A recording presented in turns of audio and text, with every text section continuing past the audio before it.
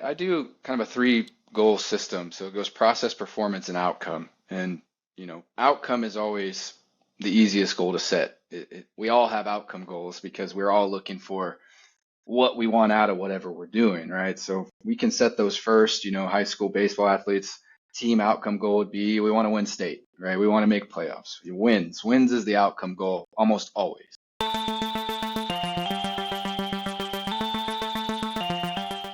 Hello, my friend, and welcome to Something for Everybody. My name is Aaron Machbitz. Ryne, welcome to the show. And thank you for having me. Absolutely. I'm excited to talk to a very like-minded individual, baseball, mental skills, all of the good stuff. But before we get into the meat and bones, I have a super important question to ask you, and that is, how are you doing? Like, really, actually, how are you doing?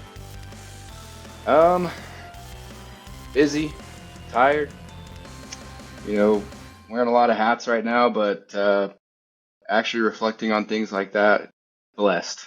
And I know that sounds like a a buzzword, if you would, but that's truthfully how I'm feeling. So busy but blessed.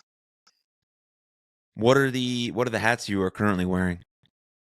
Let's see, we've got high school teacher, high school coach, mental performance consultant on the side, and recently a father. So that's kind of the biggest one that's leading to that the tiredness, if you would, man. Got a 9-month-old running around at home, so keeping me busy and insane, if you would. Well, wow. Well, congratulations on that. That's a miracle. It is. It's a beautiful thing. It's every emotion all at once, truthfully. Yeah. Yeah. I was going to ask you a different question, but since you brought up fatherhood, I'm extremely interested in that because I'm getting married in September, and soon after that, I'm sure I'll have a baby, God willing. And Congrats, so yeah. what have you learned so far from being a father 9 months in? What's been really hard? What's been really great? Yeah, the wild thing about having a baby, and some people kind of hit on this, but when that baby comes, you almost feel every emotion all at once heightened or turned up to 11, if you would, right? So it's fear and it's love and it's joy and it's just stress and anxiety and it's everything all turned up at once. And you know, previously before I was a father, I was coaching football and baseball, and that football season's kind of a grind in the high school in Texas, as you probably know, 7 days a week and 12 to 14-hour days, and that baby's coming or on the way, and the priorities start to realign, if you would. And I realized, hey, I want to spend some more time at home, and kind of stepped away from the football world. So learning how to give less of myself, okay, and give more of myself to what really matters, top to bottom, right? So reprioritizing, hey, family time, and then maybe it's work time, or adjust that list accordingly. So that's a big thing I really learned is how selfish we really are as individuals, and even as a teacher and a coach, I never really considered myself to be that selfish, maybe narcissistically speaking, but yeah, they come and it's like, okay, this is everything, you give everything, and less of you. So that's a big lesson that you learn immediately. Hmm. Yeah. That's interesting because yeah, as you mentioned, right, we're coach for youth athletes, so we feel like we're serving them. But, deep down I'm like, I enjoy it because, sometimes the parents tell me I'm a great coach, or, I get some praise, or, some admiration, right? So I mean, no act is completely Selfless. unselfish, right? Exactly. It can't be, right? Because like I talk about this all the time with our mental health. Like the best thing you can do for your mental health outside of exercise and eat well is like go help other people. Inherently, you're going to do that to simply help yourself. But there's like this give and take. There's a win-win situation, for all of it. And so, but then you have a baby and it's like, whoa, this like is a thing that like can't do anything without, the people that are taking care of it, whoever that might be. And then you learn, like, I guess you learn what true love is. That's what I've heard. 100%. Yeah, different type of love for sure. Because I know you experience it with your soon to be wife, and I experience it your wedding day, and this flood of new types of love that you've built up until this point. And then that baby comes and it's just a different type of intense love as well. But yeah, I mean, it's one of those things you have to be on all the time, and in our profession and coaching and teaching, and those long days, you kind of come home and unwind, and it's, let's spend some time doing nothing, or let's spend some time decompressing from the day. And you get home now and it's, let's spend some time still on 100% turned on and working and moving. So yeah, definitely an adjustment. Yeah. Wow. Well, I look forward to hearing more about how that goes, and then hit you up for some more advice as my time gets sooner, maybe a couple years from now. So 100%. Yeah. Maybe I'll have something a little bit figured out by that time. Or not, or Or we're not. still flying by the seat of our pants, just doing the best we can. Here's what we're trying. You give it a go. Yeah. So our love for baseball is obviously very mutual.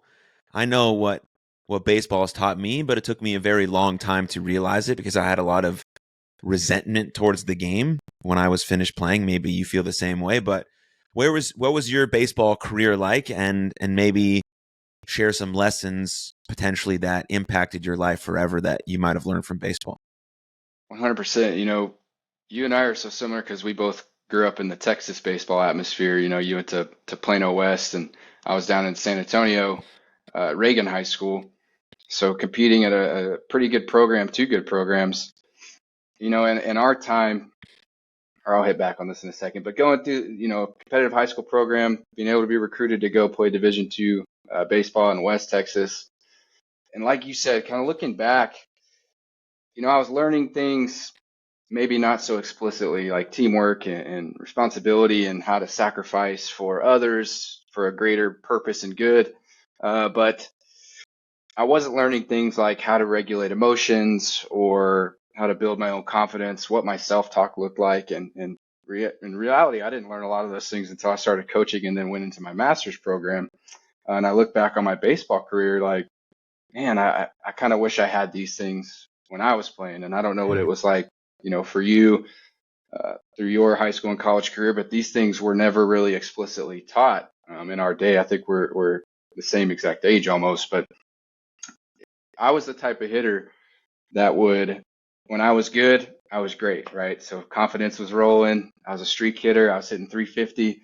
All of a sudden, one bad at bat, or one comment, or one bad day, and all of a sudden now I'm a 150 hitter, and I just rode this roller coaster, knowing that I had the talent capability to be this hitter, but kind of stuck down here every now and then without ever explicitly knowing, hey, this is, your mental game is not where it's at. My confidence wasn't high all the time, or I didn't self-talk positively because I never knew explicitly what self-talk even was. We talk to ourselves constantly, and I was always a don't can't guy, right? So don't strike out. I can't miss this pitch right here. Let me just ground out so I avoid a strikeout, and became this defensive type of player. And not until, like I said, looking back, going through a master's program, working with athletes, that I realized, oh, this is what it was. Okay, now can I flip my mindset and help others learn these before they get out of their career like I was? So yeah, that, like you said, that resentment, or look back and maybe even a little regret, saying, I wish I had this. And that's just something you combat with, over time. And now my purpose has shifted. Let me help athletes avoid maybe I don't know if say pitfalls, but avoid the things I never had, and give them the tools that I never had. So that's the purpose reshift, where, hey, my time was up. I had a good career. I enjoyed it. I can sit here and say what if all day, but now it's time to help others achieve their dreams. And I found a lot of value and a new identity in that, if you would. Yeah. Like when I started learning some of this stuff, it was like the feeling of leaving untapped potential on the table. And that, like, that's probably my greatest fear, is not reaching my potential. That's probably like what keeps me up at night, but also what motivates me the most to do the stuff I'm doing every single day. And so, like, thinking about my career, I'm like, what if? But then But then you have those what if questions. And like, as we learn this stuff, you know that you can't change anything that's ever happened in your past. You can obviously only move forward with what you do know. And so I was lucky enough to be introduced to Brian Cain, his material, not the actual person. Because it was funny. My good buddy of mine, who's going to be a groomsman in my wedding, his name's Cody Sharrow, and he was from Vermont. And I'm pretty sure that Brian Cain was the AD either at his school or in the area that he was at. And so he just like knew of his stuff. And like my junior year, I don't know how it happened, but he's like, hey, dude, maybe you check this guy out. Like, I was like, okay. So I did, and I started doing some stuff. And that's when I really got into like visualization and mental imagery and things of that nature. But I didn't get super into the weeds of it to really like draw out the best of me. So that was really cool. And then my baseball career ended and I got like sort of pissed off about it. So I went right into being a professional wrestler and didn't think about, playing baseball until I became a coach, and some things happened in my life that baseball sort of brought me back out of that. And so like you, like that's why I get so passionate about speaking with these young kids about like, just start introducing it to yourself right now, like introducing calm, confidence, how to collect yourself, how do we bounce back, what do I say to myself, how do I reflect after a post-game performance, whether it was good or bad, how do I learn from it, how do I create this idea that I want to accept challenges and obstacles make me stronger and things of that nature. And you can introduce it to kids as young as 9 years old, because I'm coaching a 9-year-old team now. And yesterday at the end of practice, we did visualization. Stare at the barrel, take a deep breath, step into the box, tell yourself, bring it on, like thinking about that. And then, 5 minutes in, all these kids are screaming, bring it on. They're screaming, bring it on, bring it on, bring it on. And it's awesome. Like maybe, they're just having a good time. But like, if that's what they take away and that's the mentality they take into their next at bat, dude, that's sick. I don't even care if they're like in the box and what they're saying is supposed to be saying inside their head. They're like looking at the pitcher and screaming, bring it on. Bring it on. Like whatever. That like the 9-year-old pitcher might be like, whoa, what's happening? Like I'll teach him the same thing in the middle of the game. He's saying, bring it on. You say, bring it on. Let's fucking rock and roll. Those kids are far and ahead of so many other athletes. Just, hey man, get that mantra rocking, find that spot and let's go. Right. Yeah. And I love that you mentioned Brian Cain. I mean, just kind of Ken Reviz is probably the father, if you would, of mental sports and baseball. And then Brian Cain's the pioneer who brought everything from him with him, if you would. Did that freeze a little bit? Okay. But yeah, I had a teammate introduce me to Steve Springer. I think in between my junior and senior year, Steve Springer, he's kind of the hitting coach, mental coach, quality at bats guy. And, that was a little bit of a scratched surface. He's all about confidence and getting away from the batting average and sort of comparing yourself to, you're sitting there saying, well, if I do this and my batting average will go here, if I do this, and trying to get away from that sort of mindset. So that's a little bit of what I kind of got towards the end of my college career, but not too much dove into the nitty gritty of it, or the meat and bones, if you would, of, how to self-talk, what visualization is, how to set proper goals. Everybody sets goals. I have a goal, right? So, okay, well, what is the map to that goal? And that's kind of where we try to work with there too, developing a routine that's consistent. Baseball, as you know, getting away from routine versus superstition even, right? So sitting here saying I'm relying on my pair of socks today or my slide shorts that got me a hit yesterday. And I say, well, no, there's comfort in that and putting on that armor, but understand it's your skill set and the process that you've developed that helped you get those hits, not your underwear you're wearing that day. Yeah, us baseball players are very weird when it comes to that stuff, but if you can have a little bit of that, but you got to combine it with some like stuff that's rooted in actual reality. Like, what are you doing day to day that like gets you set up for the game? Yeah, wear those socks, tie those shoelaces the same way. Great. But if you don't do that, like you still have a routine that's going to allow you to perform on the field. Amen. And a skill set that you've worked on, right? Your slide shorts didn't go to the weight room 5 days a week. You did, and you didn't. Your slide shorts didn't hit off the tee for hours and hours, right? So understand, and that comes kind of back to that attribution, right? I work a lot of this with youth athletes, and you'll know this too. and baseball players, again, getting right back to it, is how many times do we say how we lost that game because of the umpires, right? Or, oh man, if only this guy would have made this play, or this guy would have got this hit, okay, then we would have won. And getting them to shift youth athletes to start as early as possible to say, hey, I'm not looking at things I cannot control. I'm not putting the blame on something that is outside of my control. The same thing as routine and superstition. I'm going to look back at, this worked because X, Y, Z. I put this process to get this performance, right? And this didn't work because maybe I need to shift my process a little bit, or I didn't assess my scouting report correctly, and really getting that mindset shift. And that's something that transcends sports, right? I mean, how many times throughout our careers, our relationships and jobs do we try to place blame outside of something in our control? And that's one of the most beautiful things about the game. And you were mentioning earlier, what is it building for my life outside of this game? And that's what I love about doing this mental skills thing, is this is not only adding on to the physical benefits and the other benefits you get from baseball, but the mental benefits too. Yeah, it's just so applicable to every aspect of your life. How do I handle this hard conversation with my partner? Okay, well, if I'm taking full responsibility for my actions and my thoughts, and I actually track back to that sarcastic or rude or condescending comment I made, and I have to take ownership for that, and that's why they're a little upset, or I forgot to do the thing that I said that I was going to do. I was going to take the trash out or put the dishes away, and I didn't do that. Okay, I have to be able to apologize for that and take responsibility for that, and build that emotional bank account with the person that I love. And we're trying to do the same thing, with our players, and teammates are trying to do the same thing. And so if you can learn that in an environment where you're having fun, which is baseball, until it becomes a job, which it does at some point in your career potentially.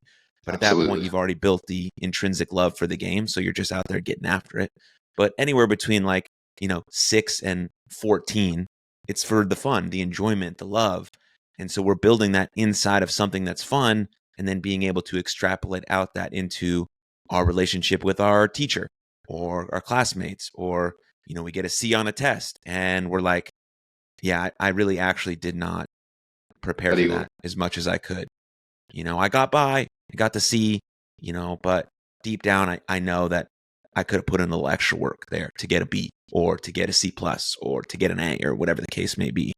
And so that's the most important thing, because, as us athletes know, who got to play, blessed to play college baseball, very few high school athletes will make that next step, and even fewer will take that next step into getting paid to play a sport that they love. And so keeping youth sports fun enough to not let kids quit by the age of 10 or 11 before they can even get the juice from the sport, the real juice of 100%. not I'm going to get a scholarship, but I'm going to create relationships and learn how to handle myself under pressure, and be able to show up on time and make sure I have all my equipment together, because it's my job to get my stuff together and put it in the car. Yes, most of the time my parents are going to drive me, but did I gather my stuff? Am I responsible for me? All of that stuff is much more valuable and important than the very small percentage of people who are going to make it a profession.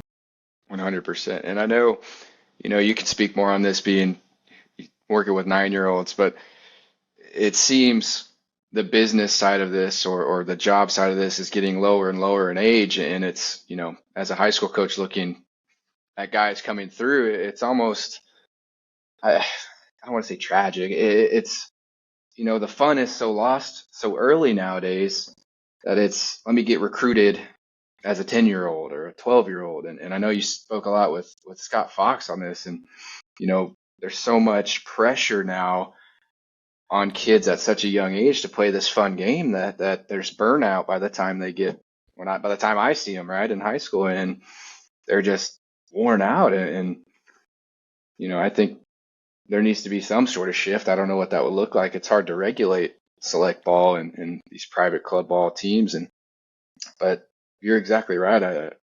my goal as a high school coach, hey, let me bring the fun back almost, right? Like you've been so serious for so long and forgetting that this is just a exciting and fun game that you are privileged to play, and not very many people get to do this. And I teach special education, and these kids just wake up happy to be at school every day and happy to be alive and smiling and loving it. And I just like see this beauty in that, and I want to exchange that for some people who are coming, we're at the field again, or I'm at the weight room again, and I have so much pressure, and I have to get this scholarship, I have to do this, and like, man, it's not a have to, it's a get to, and that's a big mind shift going in baseball right now, and the business side of it, if you would.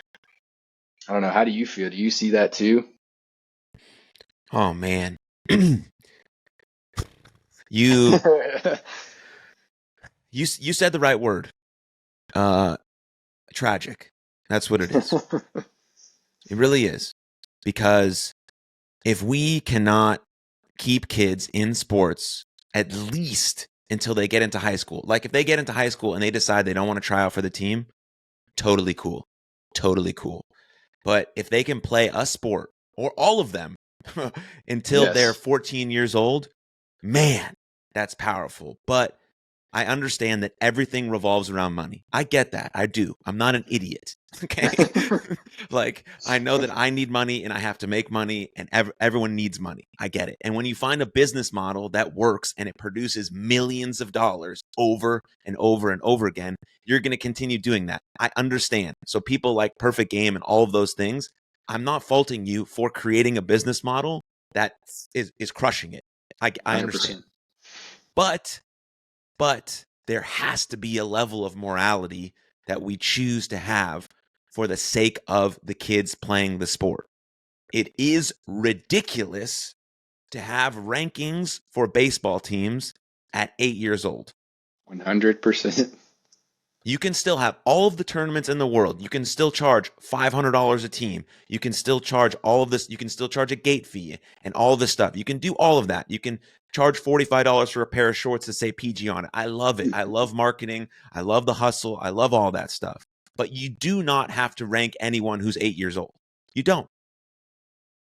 I just like, there's no reason, because then it falls back onto the parents. Then the parents want to look good in the eyes of the other parents and the other people in their town. So they have to be on the specific team, playing for the specific thing, having the specific thing. And then it trickles down into their kids. Now their kids feel the pressure of having to be on the team that's ranked number 10 in the country. If they're not, holy shit, they're never going to play for LSU. Like, so all of these things go together, but it's about Jonathan Haidt, sees as like a social scientist, talks about this collective action in terms of social media and teenagers. He said parents have to come together, 50% or more have to come together to say, we're not letting our kid have a phone until they get to age 16.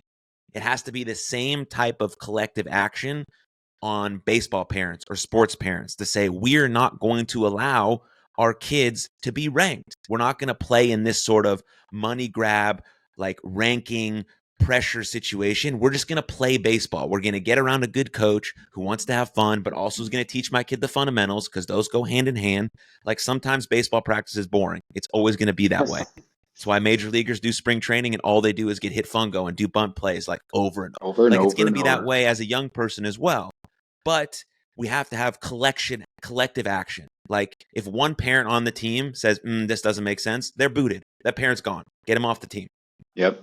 But if 7 or 8 or 9 parents say, we don't really like where this is headed, we don't like how my child feels when he comes home from the game and he missed one ground ball and he's just distraught. And he's talking about how he doesn't want to play baseball anymore, or he doesn't even want to play basketball. He doesn't want to go hang out with his friends because what if they're going to make fun of him for not being on the right team that's not ranked in a certain situation? It has to be boiled down into action. That's what everything is. No one cares about your words. No one cares about, you might think it's wrong, but if you don't act on it, it's never going to change. It's never, ever, ever going to change. And so again, it comes down to this idea of collective action. If you care about the well-being of your child, because we see the numbers. Kids are more lonely, depressed, anxious than they've ever been before. And it may not be because of sports. Sports are probably helping that. But there's also an additive process of sports creating more pressure inside of that with this aspect of social media and the sort of conglomeration of all of these things together. And so we have to be able to say, this is what's best for my kid, and then do it. And then Exactly right. and then on top of that, parents need to have these realizations. You need to be asking your kids the right questions after the game, after practice. It's not about, hey, why didn't you get a hit today? We did 3 hitting lessons this week. Holy shit. Are you Yeah. kidding me? So Tear all it down. that kid thinks is like, my parents pay for this thing. I have to get a hit. If not, I'm no value. Why not simply just say, hey, Jimmy, I freaking loved watching you play today. Yeah. Oh, God, I loved watching you play. That's it. That's it. The conversation's over. That's it. Let's go Like, you get don't need some. to have a deeper conversation than that, Ryan, Let's right? go I get some mean, pizza. like, Hey, I saw you fucking hustle on and off the field. I saw you high five your teammate. Boy, I saw your coach give you a high five and a pound. I loved watching you play today, dude. I loved it. That's you as that a mom and dad. Like, it would usually be. the only parents I see do that are the ones that played at a high level, who have no stress when they come to the game. They're just Yeah. like, I'm just going to watch my kid play today. God, it's going to be fun. They're Go get sitting it, back, baby. Go have a good day. sitting back in the reclining chair, just enjoying it, man. Just And enjoying it, this letting would the be coach do his work, letting the teammates run around, not going by behind the dugout or walking in yeah. or yelling him out after he struck out. Just he gets into the car and you just say, fucking, don't I have to say love it. fucking, but I'm just like juiced up right now. But like, just, Absolutely. I loved watching you play the game. God, your hustle and your effort today was incredible. The kid will probably go, but dad, I didn't get a hit. Dude, I don't care. I saw you Yeah. go up to the plate every single time and you swung. Like, you struck out your first at bat. I don't care. You showed up in your second at bat. That's awesome. You kept showing up. You went out and played defense too. Your coach told you to play right field. You'd never played right field before. Fucking nice job. Great job.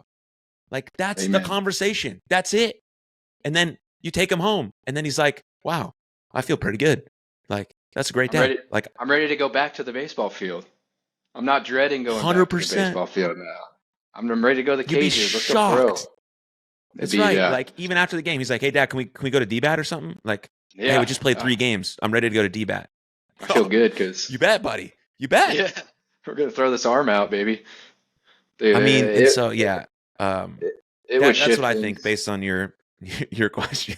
It would shift things so hard in the right direction. Just something as simple as parent feedback, and the kids that we are working with now, like you mentioned, are dealing with so much. Number one, comparison traps, right? So people are getting ranked in baseball, and they're getting liked on social media apps, right? So now it's just always, where am I fitting up? Where am I meeting? Instead of, hey, social media is going on. I may not be getting what I want out of here, but I have my escape on the baseball field. Okay. And it needs to stay that way of this is where I go to get my zen. This is where I go to let go and just be me, not this is where I go to get ranked by somebody or get yelled at by somebody, man. And it just has to shift that way. And, you know, one at least physical aspect they've tried to do with high school baseball in what I think is response to travel ball.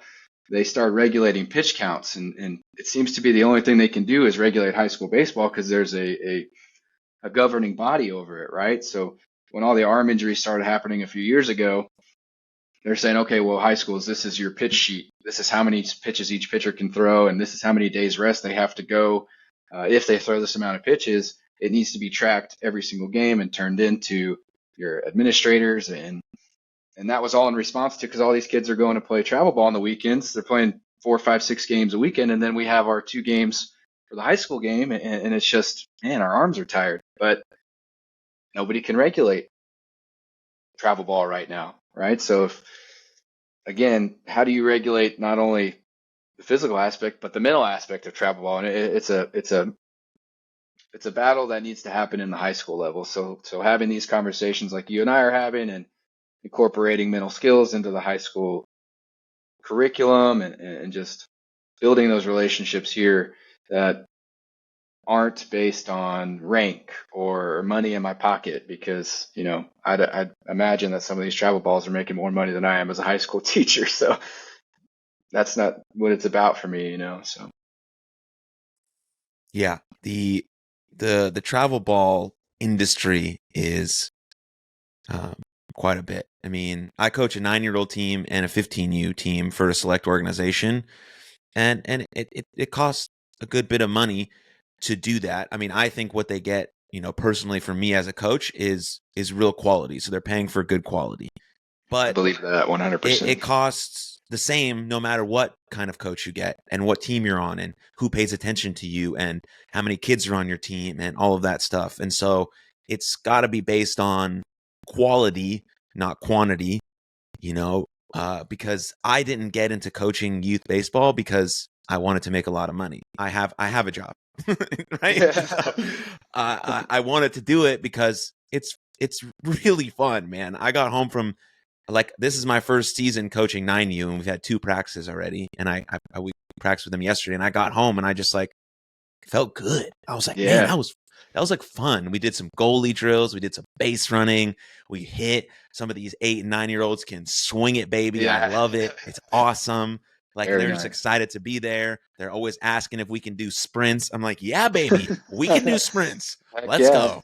Like, Absolutely. you tell a 15-year-old that we're doing sprints, they go, coach, like, Oh, hang the so head. it's so funny, just like the discrepancy. But like, and so you want to be able to sort of vet out your coaches and find the ones that are yeah, you're going to run into ones that are not very good.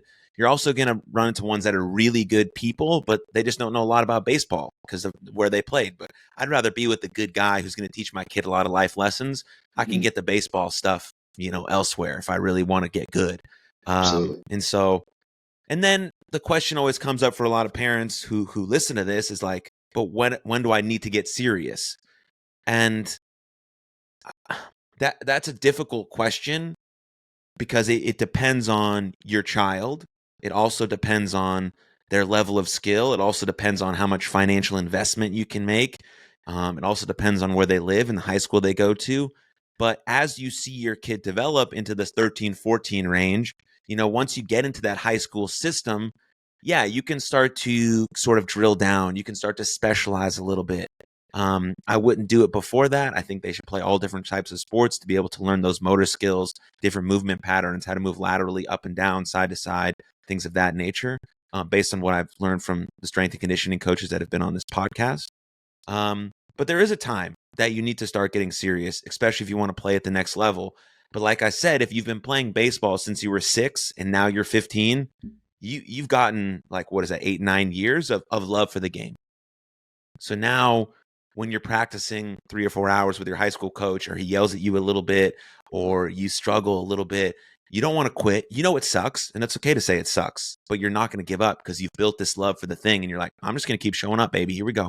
Here we go. Here we go. Here we go. Mm, And that's why it's important to have that love. So when it does become something that's challenging, and maybe you don't make your team, or you make JV instead of varsity, there's things that you've built up, especially if you've been working with a mental skills coach, that allow you to bounce back so quick.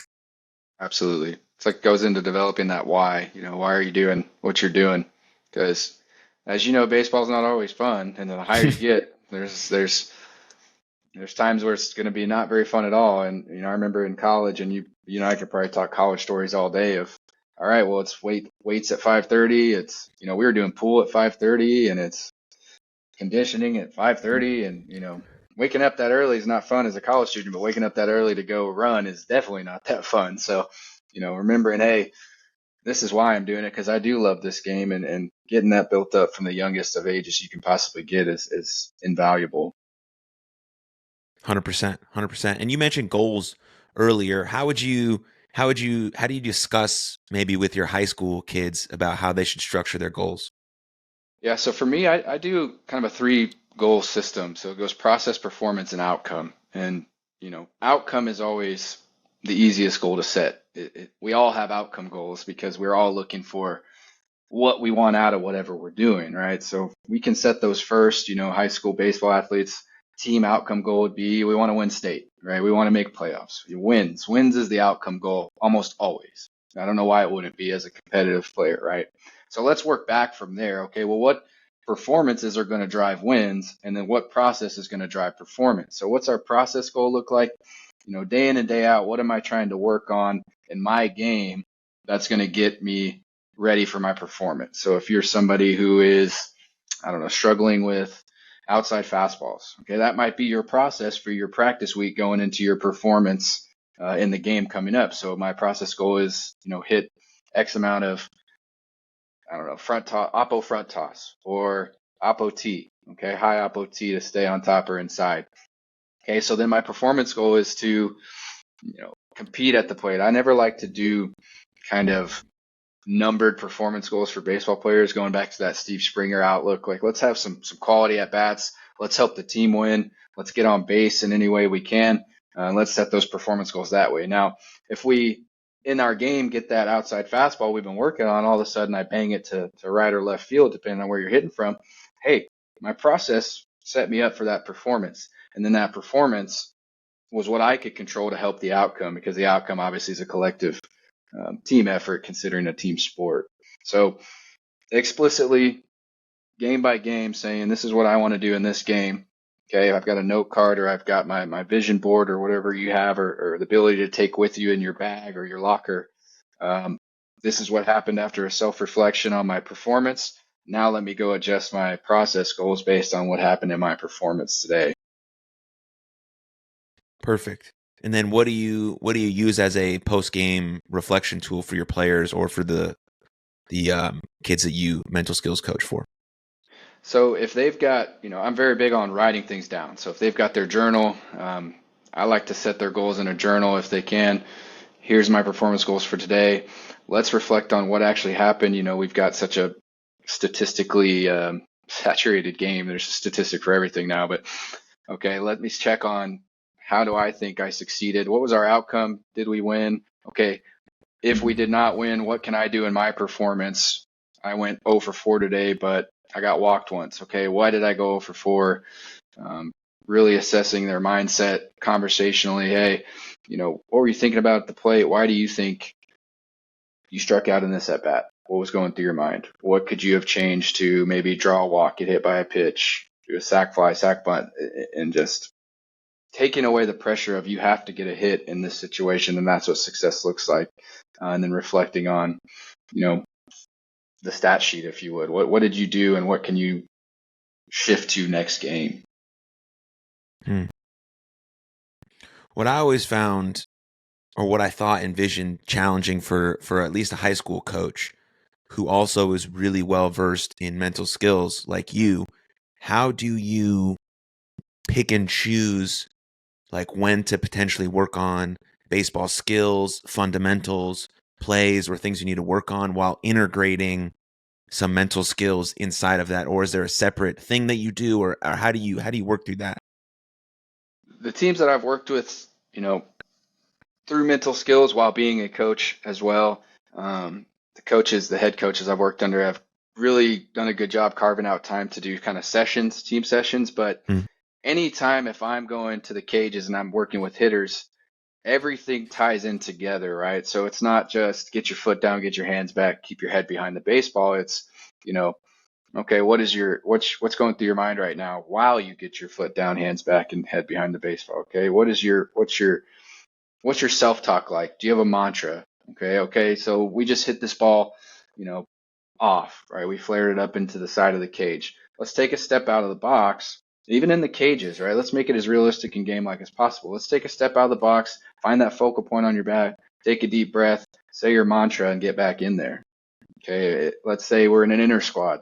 A player tells me on the mound, I just don't, I have it in my mind today. Okay, well, let's take a step back and do our concentration redirection.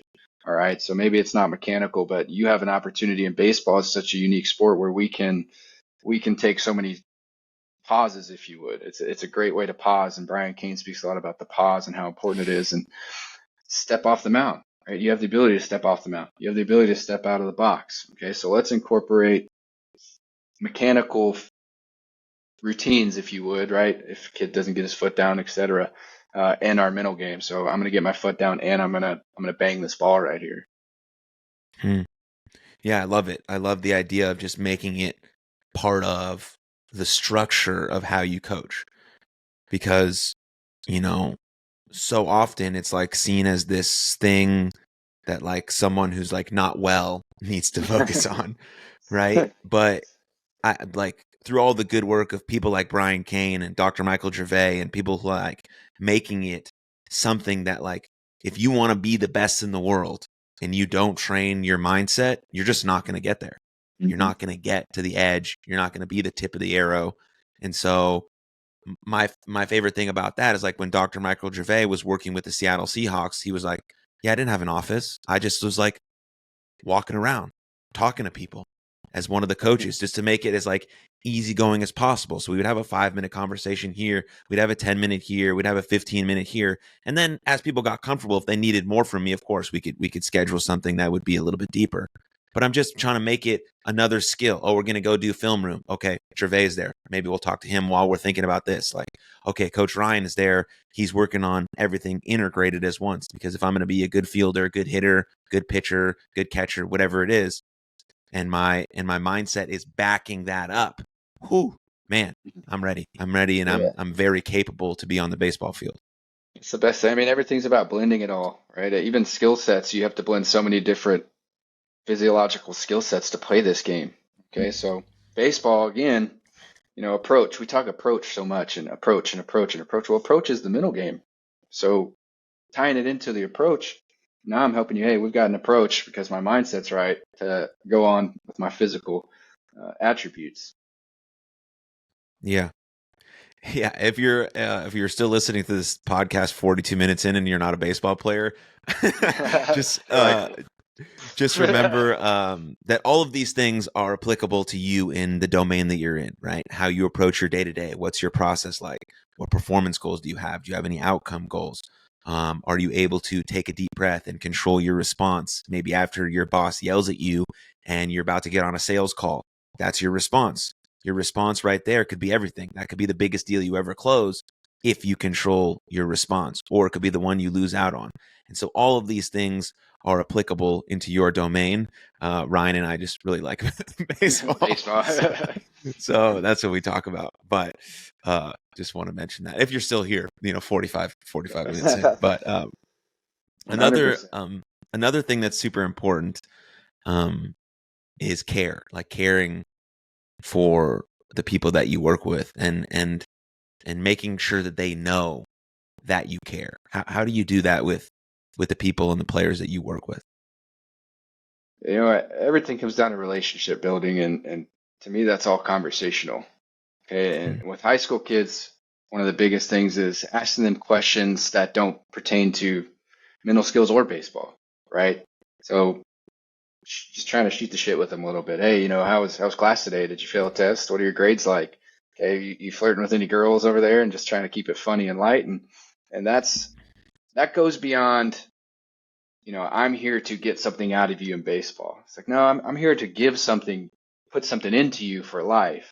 Um, if I do a self brag right here real quick, but last year's Let's go. banquet, one of last year's banquet, right, for baseball, a kid gave a talk about, something I like about Coach Head is he comes and he asks me what books I'm reading. And he asks me, am I still number 2 in my class? And he asks me, where am I going to college? And we just have these conversations that have nothing to do with baseball at all. And that's what it's about. Like, separating the look at these kids as something they're doing for you. They're here to get wins for you. No, it's a relationship you have together, and these are human beings that are one day going to go off into the world and either say, "Man, my coach sucked. He didn't care about me. He never once asked, what was going on in my personal life when I was having a bad day. My head was down. All of a sudden, I'm making errors or I'm striking out, and like, well, you're not doing this or this. Well, maybe it's not anything to do with baseball at all, right? Maybe they failed a test, or their girlfriend broke up with them, or they're something more serious, right? Their parents are going through something, and these things happen because these are human beings, and this is real life, right? Some of these high school kids, and my first job was in the inner city. They were going through things that I've never even had an experience with at all. Some of the hardest things you could imagine. They were working full-time jobs because they had to help pay rent. They were tired because they worked from 4 o'clock when school was out till midnight at their parents' store or wherever because they were in charge of a car payment, right? As a 14, 15, 16-year-old kid. And, that doesn't register with me. But if I sit here and say, why are you so tired? You need to sleep more. And I've never even asked a question of what's going on. Mm. the honest, genuine question. How are you? Like you say every podcast, right? Hey, how are you really? And if I'm not doing that, then, maybe my heart is in the wrong place for this. Mm. Yeah, very powerful. Just simply trying to see another person as another person. I think Um, oftentimes yeah, we see them as just kids, right? They're just kids and they need to do what I say type of thing. And so stepping away from that and understanding these are humans with lives, and you know, we see them for an hour to 4 hours depending on your practice schedule a day, but there's 20 other hours in the day where they've got real stuff going on too. yeah, yeah. The Brian Cain quote that fits this perfectly is, "We as coaches, we can't be transactional. We must be transformational." Mm-hmm. 100%. I think you and Missy Mitchell Macbeth talked about that a lot too, and that's what it's really about. Getting away from getting away from the pride of it and being competitive and being a former, college player. And I think the higher you get, like you said, you kind of separate better from this, but understanding that it's no longer about me and my career of, well, I want these wins from these kids because it makes me look good. It's, I want to build these kids up in every holistic facet I can because that will make them better people. And then in turn, it will help the program. It's the wild thing, right? If I help these kids holistically, I'm going to get what I want out of it because everybody wants that outcome of winning. But if you are just focused on winning and not focused on the heart of the player and the development of the player, uh, you may not get the wins and you may not get the joy and fulfillment that this job can really bring to you. Yeah, yeah. It makes me think about, like, the best team doesn't win. The team that plays the best wins. And what team plays the best? Well, the team that loves the dude next to him. I freaking love my shortstop, my center fielder. Like, I love every guy on my team. We're watching Dan Campbell right now with the Detroit Lions basically Yes. show us that in real time over the last 3 years, how he's transformed a culture with obviously all the other coaches and staff and players. Like, everyone's bought in and involved, but he's sort of the figurehead. And basically you can see him, like, tough losses, he's crying, he's talking about his players, he's saying I love you. Like, and this is football is a business. Like, every Yes. sport at a high level is a transactional business. It is. People get cut, there's money involved, no one cares about you really. But if you can get a coach who, for the time he's with you, maybe it's a day, maybe it's 2 weeks, maybe it's only spring training, maybe it's only camp, maybe it's only one season, he really conveys to you that he cares about your well-being and he loves you, you're going to want to fucking run through a brick wall for that man on and off the field. And that organically translates to playing better. And then it translates to wins. But if you're only, like you said, with your goals approach of process, performance, and outcome, if you skip those first 2 steps and you're only just outcome based, it's not going to work. Because I get in sports, right? It's about wins. If you don't win, you lose your job. Like, it's plain and simple, right? If you don't win, you're not in a job. You just don't have it anymore. But if that's how you talk to all your players all the time, then it goes back to the ranking 8-year-olds. That's all they're thinking about. I have to get ranked. I have to get ranked. Mm-hmm. Well, I have to win. I have to win. I have to win. I have to win. Kids know that if you love them, you care about them, your relationship is there, they're going to play hard for you. And now you have a job at this school for 20 years. You're a freaking legend. Everyone who comes through loves you. You change a bunch of lives. Like, all of that stuff is much more cool than, I don't know, whatever anything Trophies. else might be able to. Yeah. Yeah, Tro- exactly. Trophies that dust. I mean, and you could even have, so much talent that it supersedes the negative side of your coaching, if you would, and then win a bunch. But I'd love to see a study that, programs, like, I don't know how you'd even find that or quantify it, but what skills have you given those kids as they transition into the next phase of their life? And how much have they had to struggle once they leave that program because they haven't been taught certain things that will set them up for success. And then all of a sudden they're in a job market and they're not winning because that's all they've ever been told. And boom, here comes depression and anxiety, right? So, obviously that's a hard thing to study or quantify, but I'd almost be willing to bet that's what would happen. And that might be what is happening. Okay. So you're so focused on outcomes. Then I go into the real world and I'm getting beat down by job applications, and, I'm still living at home because I can't make any money, and I don't know how to deal with failure and move forward and develop that grit.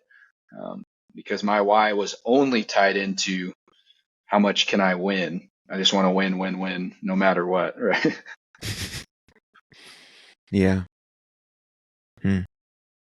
Yeah. I mean, because then you, like you said, you go out into the real world, you apply for 25 jobs and you get none of them. Mm-hmm. What's next? Maybe you have to apply for 100. Are you willing to do 75 more? Maybe. Or maybe this is the first time you've dealt with an obstacle and you're not really sure what to do about it. Now, it may be just that you've never dealt with anything and this is the first time. Okay, maybe you have some mentors or coaches that you can ask in the moment. Mm-hmm. But if you've built that up for a long time, like, I went 0 for my first, 20 in my Division I baseball career. And I was like, I don't know what to do. If I, fell out of a boat, I couldn't hit water. Like I got nothing, and you just got to keep showing up. And, I didn't know what to do really, but I know that I got to keep showing up and eventually something's going to happen. And it did. And then you learn how to handle that a little bit better. And funny story. And then I finally got my first hit and it was a double. And I basically forgot how to be on base because it had been so long, right? I hadn't gone, and it was my first start of my college career. I felt like I hadn't been on base since I was in high school. And I hit this double, and my buddy who is a freshman, he was coming up and he didn't get a lot of at-bats either early in the season. He was about to have an at-bat. He was more of a pitcher, so he rarely got at-bats. And he was like, "Juice to get this at-bat." So we're down 13-1. And then I was basically on second base, and then I just started daydreaming. And then I got fucking tagged out. And I was because I was just so excited that I got my first hit and wasn't even paying attention that a real baseball game was still happening. And then he was pissed. He was like, "Dude, Aaron, what the fuck, man?" He didn't get his at bat. Ended the inning and everything. Yeah, whole thing. The game was I think the game run ruled right after that, and then he pitched the next day, so he didn't get a hit, and then he didn't really see many ABs after that. So. That's hilarious. But there's one more thing I want to ask you, which is this thing you posted on LinkedIn, which is I can, I have, I am, and I will. Some affirmations, some self-talk. Can you talk about that process? Yeah, I was kind of sitting around one day thinking what would be a good, tie-in for baseball players, and you think Chaw because of thought of the Sandlot, obviously, like the Big Chief and the Chaw, and tying it into that. So I'm thinking, if we're going to go into positive self-talk and confidence building, how can I affirm myself or even pick one of those four, I can, I have, I am, or I will, as my mantra, right? So reflecting on past performances, a big thing about building confidence. So I can dominate this pitcher today. Okay. I have crushed this guy in the past, or a guy like this in the past. I will control my controllables. I am a damn good baseball player, and whatever that might look like for you. And if you want to do all four, by all means, go get it, because all it's going to do is build that confidence and build that self-talk. And I mentioned tying it into your performance goals even. Okay, so let's build together with goals, confidence, and self-talk. Okay, I can get on base 3 times today. I will keep my ERA below this, whatever, and just tying that in all together.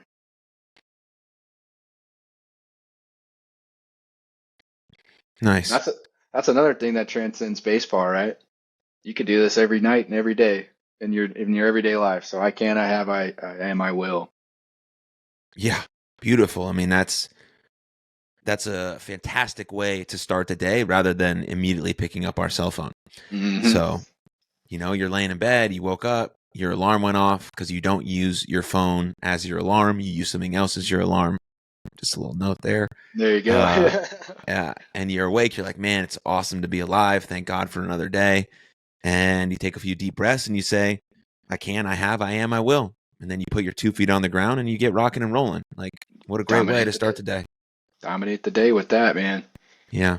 I read, if you've read Think Like a Monk by Jay Shetty, he talks about roll over immediately when your alarm goes off, put your head in your hands and start doing gratitude. So if you want to do, I can love everybody I meet today, right? I have an amazing family, an amazing life. I am capable of whatever this day brings, and I will dominate the day. There you go, right? You're set up for complete success. Oh yeah, that's the juice right there. That's the juice. That's the juice. Because as Brian Cain says, if you bring the juice, you are useful. Or yep. Juice is yes, something like useful, that. You're useful, I think. Yeah. There it is. There it is. Yeah. Dude, we had a chance at a high school coaches convention to watch him speak, and man, he comes out and he goes, everybody stand up and do the yes, yes, yes. And it's find somebody and play rock, paper, scissors. This is a group of high school coaches, right? And he's getting them up out of their chair and the energy's there and it's all juiceful and useful, man. He's the real deal. Oh yeah. I love his power clap. Give me a power clap. Give me a power clap. 2 power clap. 2, 3. It's awesome. Yeah. 2 claps and a Ric Flair. Yes, that's right. I mean, I'm all in for the yes chant and Ric Flair stuff. The wrestling side. Professional wrestler, Brian Cain bringing that in. Yeah, you could just tell like people like that just like love what they're doing. Love it. And there's such a translation of energy. You can just like feel it in your heart, and you're like, even though this might have been a 10-hour conference and you're a little bit tired, you're like, dude, I see this guy. I'm okay. Here we go. I'm sitting up in my chair. My posture's good. I'm giving power claps. I'm saying, ready. Like, let's go. So it's cool. You just love seeing that guys are so, into what they're doing, which is what, obviously you and I try to bring to the table. Absolutely. Which I think we brought the juice on this podcast episode. I think so too. Hell yeah. Juiceful and useful, baby. That's right. Is LinkedIn the best place for people to reach out to you, Ryne, or is there another place they should go? LinkedIn is. I got away from social media about a year ago now and kind of stuck to those guns. But yeah, LinkedIn, I'm still on it. Still rolling the professional community. So awesome. Well, it's great to meet you virtually. Hopefully we can meet in person at some point and chop it up. Absolutely. But, thank you for your time and attention and your effort and who you are as a person. And thank you for your purpose and your mission, and keep on giving that light to the world, brother. Hell yeah, rock on. Thank you. Cheers, everybody. Absolutely. If you enjoyed that episode, please click here for another full-length episode of the podcast. And please don't forget to subscribe. But above all else, most importantly, please take good care of yourselves and others. And I'll see you next time. Lots of love. Cheers.